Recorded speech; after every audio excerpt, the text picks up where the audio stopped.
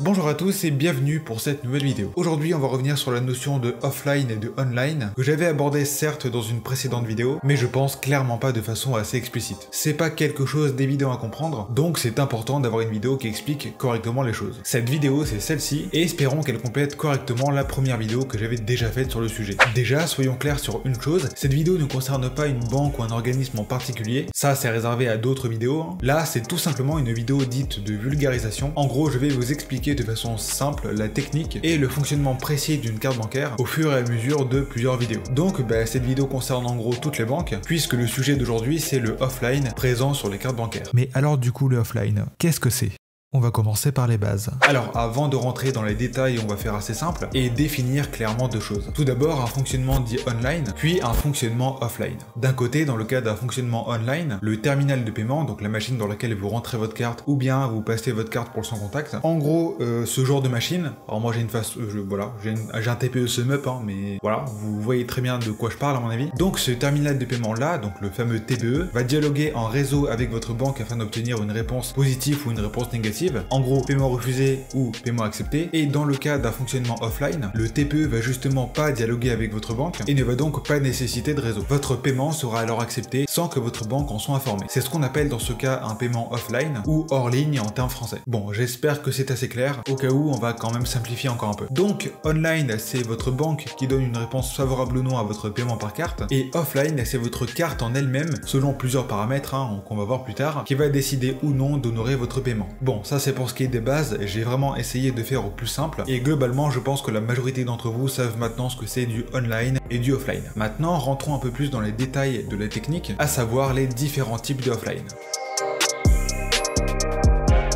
Bon, au travers de l'intro, vous aurez donc compris que le offline, c'est un fonctionnement hors ligne de votre carte bancaire, donc sans connexion réseau, donc sans que votre banque soit informée du paiement à l'instant T. Ça, c'est une chose, mais vous allez voir qu'il existe plusieurs nuances de offline. D'un côté, vous avez du offline préféré, et de l'autre côté, vous avez du offline toléré. Le choix du offline pour votre carte bancaire va dépendre de votre banque et du potentiel risque financier vis-à-vis de vous et vis-à-vis de votre banque. Car on va voir plus tard dans la vidéo que le offline amènerait certaines personnes à faire quelques petites dérives afin d'honorer des paiements dont les fonds ne seraient pas suffisants sur leur compte. Prenons des exemples afin que ce soit plus clair pour vous. Une carte bancaire Visa classique délivrée par un établissement bancaire comme la Banque Populaire ou le Crédit Agricole, enfin bref n'importe quelle banque classique, aura de fortes chances d'être en configuration de offline préféré. C'est-à-dire que la majorité des paiements réalisés via cette carte passeront en offline. A l'inverse, une banque comme N26 ayant pour client beaucoup de personnes fragiles financièrement, tout est relatif évidemment, va préférer opter pour des cartes à offline tolérées, c'est-à-dire que la majorité des paiements effectués via cette carte passeront en mode online, donc en mode connecté, sauf exception lorsque le terminal de paiement n'est pas connecté au réseau. La banque limite donc grandement le risque d'avoir des clients dépassant leur solde de compte, mais aussi essentiel à certaines fonctions de néobanque comme les notifications en temps réel. Les notifications en temps réel nécessitent obligatoirement que le réseau soit interrogé. S'il n'y a pas de communication entre la banque et le TPE,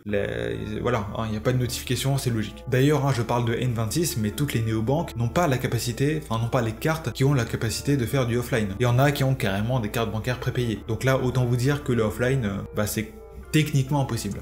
Donc pour rappel, une carte bancaire qui est offline préférée, donc en gros tous les paiements que vous allez faire via cette carte vont passer de préférence en offline. À l'inverse donc, du offline toléré veut donc dire que chaque paiement que vous allez faire via la carte en question va passer via une autorisation bancaire, donc en online, en mode connecté, mais si besoin pourra passer en offline. Et encore une fois sous certaines conditions. Par exemple, les cartes bancaires de N26 possèdent une tolérance au offline, mais à hauteur de 150 € et 5 paiements consécutifs. Au-delà de ce plafond, les cartes passeront obligatoirement via une autorisation bancaire, donc en online. Les dérives du offline.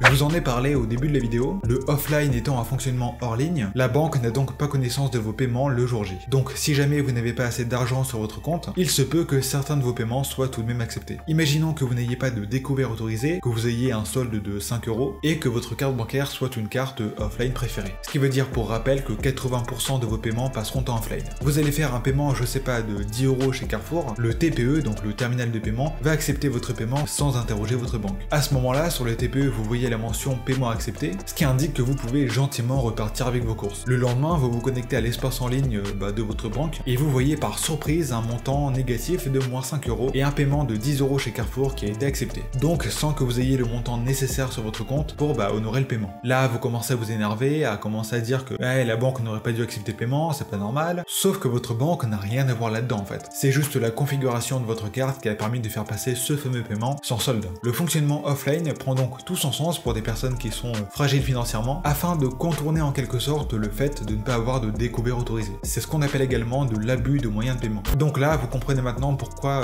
quand un de vos parents vous disait « Ah mais tu sais, j'espère que ma carte va passer là, on est en fin de mois, il me reste je sais pas 2 €. » Il espérait en réalité, sans vraiment le savoir, que sa carte passe en offline. Bon, rassurez-vous, il y a quand même un garde-fou, je crois que c'est 100 ou 150 € et par transaction, mais ça permet quand même à certains de se faire bien plaisir quand même. Bon, et bien voilà, j'espère que c'était assez clair, du moins j'ai essayé de faire le plus clair possible. Dites-moi si vous avez bien compris dans les commentaires, ou si vous avez des questions, je serai là pour y répondre. Sur ce, portez-vous bien, n'oubliez pas de liker la vidéo, de la commenter et de la partager, et moi je vous dis à la prochaine. Salut!